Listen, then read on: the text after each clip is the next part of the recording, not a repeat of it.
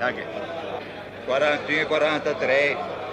34 per uno vedo che tira Marconi, non è caro punto, 41 43 43. 43. La scada bene Bruno. C'è un'espressione usata da Cesare Romana nel libro Smisurate preghiere in riferimento a Creusa de Mas, che apprezzo particolarmente e che dice ricamare il silenzio.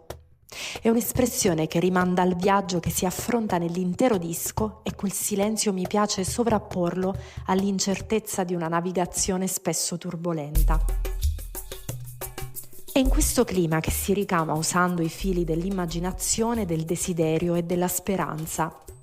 Sono fili che intrecciandosi tra loro creano una porta che si apre sul viaggio nell'Eros, sulla protagonista dell'unico brano di De André con riferimenti tanto espliciti.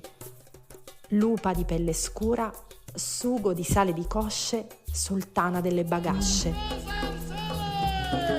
È lo stesso De André a parlare della donna per chiarirne la posizione da non prostituta, descrivendola così. Il brano ci pone davanti una descrizione a tratti pornografica, sfruttando appieno il genovese, che anche in questo caso offre una libertà di espressione che la lingua italiana e i termini equivalenti non saprebbero donare. Da menzionare sicuramente Mario Arcari col suo Shanai, strumento originario dell'India e simile per forma all'oboe, il cui suono era ritenuto propiziatorio. Un suono che rimanda dunque al desiderio del marinaio, alla ricompensa di un uomo che dopo tanto sbandare è appena giusto che la fortuna lo aiuti. Gli aggettivi utilizzati per descrivere Jamina si sprecano senza dar spazio all'equivoco. Simbolo di un viaggio tanto erotico quanto necessario, la donna rappresenta quell'atto di fede praticato per contrastare una vita fatta di rischi.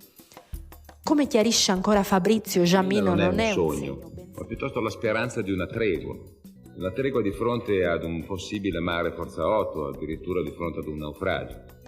Voglio dire che Jamina è una ipotesi di avventura positiva, che in un angolo della fantasia del navigante trova sempre e comunque spazio e rifugio. A Genova c'è un detto popolare che tradotto recita così: cara moglie, passato il ponte di Portofino, torno libero e scapolo.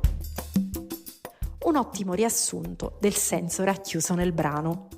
Da un punto di vista strettamente discografico, per l'uscita del remix dell'album del 2014 in occasione dei 30 anni della pubblicazione, venne fornita una versione inedita del brano decisamente alternativa rispetto all'ascolto originario, fino ad allora tenuta nel cassetto.